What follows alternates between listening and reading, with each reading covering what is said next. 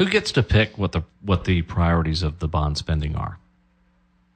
Well, there is and I have a reason for asking this, because when you were looking, you have some folks that have communicated with the administration to find out the list of projects, because we get this generalized list of projects that are available, the bond's going to fund. But I think you had someone that looked at this and asked for a specific list. And what was the response from the administration? And because people think they're getting the specific list when they go to the Connect NC bond site, but that's not entirely accurate.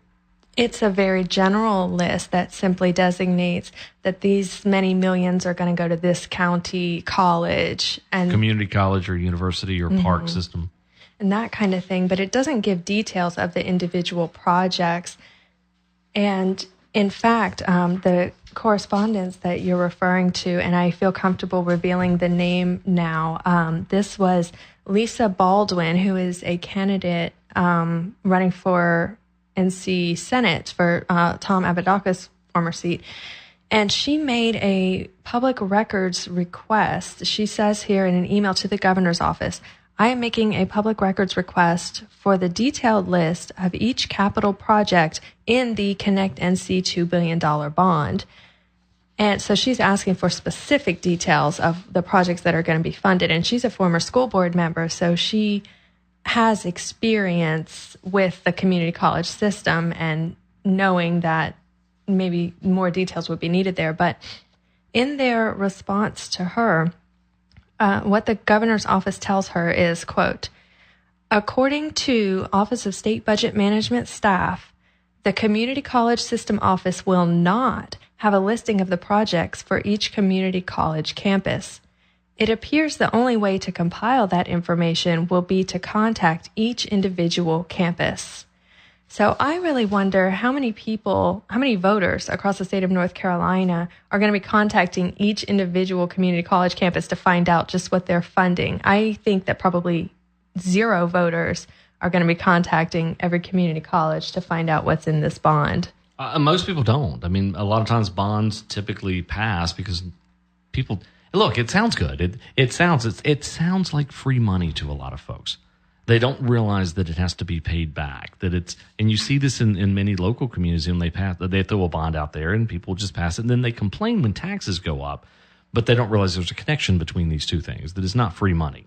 Well, it's almost like they talk about it as though it's a grant or something, but yeah, it is a debt, and we are going to have to pay that back. The North Carolina taxpayers are the ones that are going to have to pay it back, not a lot of the people that are going around promoting this bond today. But another thing about all those projects so the legislation for the bond, it does designate millions of dollars to this school and this school and this school and that sort of thing. But there's a section actually afterwards, Section 3, titled Reallocation, which indicates that the legislature could come back and they are not bound to this list within the statutes. And they could it's basically, we change our mind and decide to put the money towards something else. And so people need to really look at this. And we have a caller right now, and I think I have the name right. Lenny Taylor, is that right? It's Lynn. Lynn, okay. Lynn Taylor yeah. from Mooresville. So how are you, Lynn? From Mooresville. I'm fine, and thank you so much for allowing me to come on. Look, I am so glad that you guys are talking about the NC Connect bond. I wanted to point out, now I am an education law policy researcher and blogger, and what I was able to find out about this NC Connect bond, let's see here, there's, I have a blog, and on, let's see here, it was 11th of January I wrote this particular article, and what it says is that there was a newspaper article that the president for the Alamance County Community College went on record and said he was not going to use the money for infrastructure. He was going to use it to buy more curriculum programs in the career tech educational aspect because, after all, North Carolina needs more workers. Now, where the concern of that is that this is supposed to be going for infrastructure, not for curriculum. And the state already has enough money set aside for career tech education, which is part of the college career readiness, the Common Core, the North Carolina Essential Standards.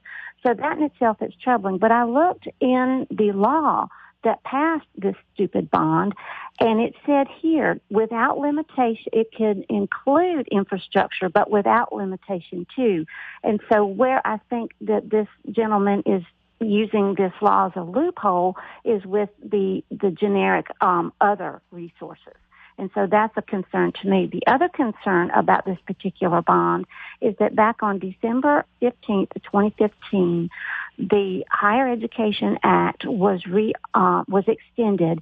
That means the Perkins funding. Well, North Carolina gets a huge amount of Perkins funding, which goes in to buy these career tech education courses.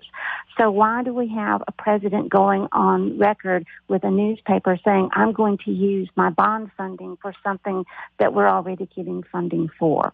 So you see this as a serious issue with these community colleges, that you're saying that they may, I don't see how they could use the money for other things. Are you saying they're That's my question. That's my concern is if it's supposed to be for infrastructure, why do we have this one president being bold enough to say, no, I'm not going to use it for that. I'm going to use it for curriculum. And I can give you the link to the newspaper article. I can give you the link to my article where I asked these questions, and I have found where the law that okayed the bond and all that kind of stuff. I can absolutely provide you with all that information if you need it. Oh, that's wonderful. This is another thing that could be quickly addressed. The folks that are in support of this could say, here are the things that it has to be used for. It can't be used for anything else. Right. But again, in the communications that Nicole has in front of her, and Nicole has a stack of paper a mile long. Right. And in her stack of stuff, what I do not see is I do not see a response from anyone in support of this. That gives us specific details. And I'm not talking about general things about this park could get money. What are they going to do with it?